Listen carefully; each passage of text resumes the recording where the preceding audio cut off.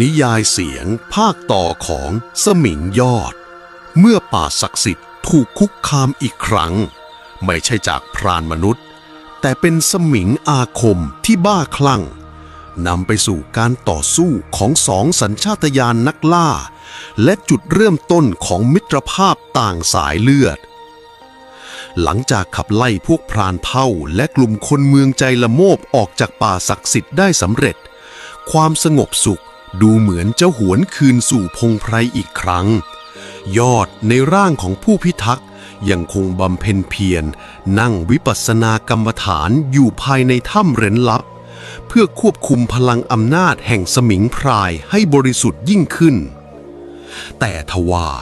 ความสงบนั้นอยู่ได้ไม่นานเสียงฝีเท้าหนักๆย่ำกิ่งไม้หักดังก้องตึงตึงปานเสียงร้องแหลมยาวด้วยความเจ็บปวดดังก้องทะลุเข้ามาในถ้ำยอดลืมตาขึ้นทันทีเบื้องหน้าปากถ้ำคือพญาช้างเผือกสหายแห่งป่าศักดิ์สิทธิ์ร่างกายสีขาวบริสุทธิ์บัดนี้เต็มไปด้วยบาดแผลชะกันเลือดสีแดงสดไหลซึมอาบไปทั่วลำตัวและที่น่าตกใจที่สุดคือรอยแผลเหล่านั้นคือรอยกรงเล็บเสือขนาดใหญ่ยอดรีบพุ่งเข้าไปหาวางมือทาบลงบนงวงของพญาช้างเผือกเพื่อสื่อจิตภาพนิมิตไหลบ่าเข้ามาในหัวของยอดป่าฝั่งตะวันออกเฉียงเหนือแถบชายแดนกำลังลุกเป็นไฟมีเสือโครงดำทะมึนตัวหนึ่งกำลังอาละวาดอย่างบ้าคลั่งดวงตาของมันแดงก่ำดังเลือดมันเข้าทำร้ายชาวบ้านที่หาของป่า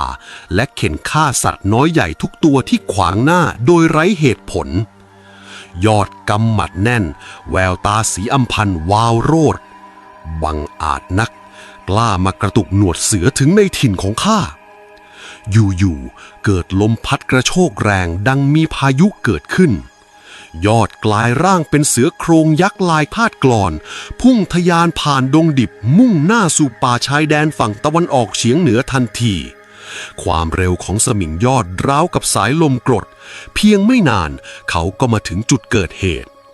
ภาพที่เห็นคือลานเลือดซากกระทิงโทนและกวางป่านอนตายเกลื่อนสภาพศพถูกฉีกกระชากอย่างโหดเหี้ยม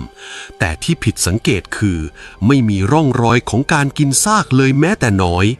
นี่ไม่ใช่การล่าเพื่อสัญชาตญาณเอาชีวิตรอดแต่มันคือการฆ่าด้วยความบ้าคลั่งและกระหายเลือดล้วนๆยอดคืนร่างเป็นมนุษย์นั่งคุกเข่าลงกลางกองเลือดหลับตาลงแล้วตั้งจิตเพื่อรับฟังเสียงกระซิบจากเหล่าสรรพสัตว์และพรีพรายในบริเวณนั้นช่วยด้วยมันไม่ใช่เสือมันคือคนถูกของเสียงกระซิบของพรายไม้ดังแว่วเข้ามาความจริงปรากฏในมโนสำนึกของยอดสมิงอาคมตัวนี้แท้จริงแล้วคือชายหนุ่มชาวบ้านนามว่าธงชายหนุ่มผู้รักความยุติธรรมที่บังเอิญไปขัดขวางการทำมาหากินอันทุจริตของหมอผีชั่วประจำหมู่บ้านหมอผีจอมโฉดจึงเล่นสกปรกลอบทำของใส่โดยใช้น้ำมันสมิงผีตายโหงผสมลงในน้ำดื่มทำให้ธงคุ้มคลั่งสูญเสียความเป็นคนกลายร่างเป็นเดรัจฉานและถูกขับไล่ออกจากหมู่บ้านให้มาเร่ร่อนทรมานอยู่ในป่าลึกเมื่อรู้เบื้องลึกเบื้องหลังความโกรธของยอดก็แปลเปลี่ยนเป็นความเวทนาเองก็ตกเป็นเหยื่อของความชั่วร้ายเหมือนกับข้าในอดีตสินะไอ้ธงข้าจะช่วยเองยอดตามกลิ่นคาวเลือดไปจนถึงหน้าผาหินและที่นั่นสมิงอาคมร่างสีดำทะมึนดวงตาแดงก่ำกำลังคำรามอย่างคลุ้มคลั่งน้ำลายเหนียวหนืดหยดจะเขี้ยวแหลมคมเมื่อมันเห็นยอดมันไม่รอช้าพุ่งกระโจนเข้าใส่ด้วยสัญชาตญาณดิบเถื่อนยอดกลายร่างเป็นเสือสมิงยักษ์สีพาดกลอนพุ่งเข้าปะทะอย่างดุเดือดเสือยักษ์สองตัวฟัดกันนัวเนียกรงเล็บตวัดเฉือนกันจนเลือดสาดเสียงคำรามสะเทือนเลื่อนลั่นไปทั้งป่าแม้สมิงธงจะมีความบ้าคลั่งดังผีร้ายแต่เรื่องพละกำลังและตบะบารมีสมิงยอดที่ได้รับสืบทอดจากเจ้าป่าเหนือกว่าหลายขุมยอดหาจังหวะพลิกตัว อาศัยความว่องไวตะปบเข้าที่ลำคอของสมิงดำแล้วกดร่างของมันลงกับพื้นหินอย่างแรงจนขยับไม่ได้สมิงธงดิ้นรนจนสุดแรงดวงตาแดงก่ำจ้องมองสมิงยอดด้วยความอาฆาตยอดไม่รอช้าเขาคืนร่างมนุษย์ครึ่งท่อนเบื้องบนใช้มือขวาที่อาบด้วยแสงสีทองแห่งตบะบารมีเจ้าป่าทาบลงกลางแสกหน้าของเสือดำแล้วตวาดด้วยเสียงกึกก้องโอมพุทธังสะกดธัมมังสะกดสังฆังสะกดมนต์ดำจันไรที่ครอบงำดวงจิตมึงจงมาลายสิ้นไปเพียงแสงสีทองสว่างวาบอาบไปทั่วร่างของสมิงอาคมเข่าดำเหม็นคาวพุ่งพรวดออกจากปากและจมูกของสมิงดำเสียงคำรามอย่างเจ็บปวดค่อยๆแผ่วลงร่างของสมิงดำขนาดใหญ่ค่อยๆหดเล็กลง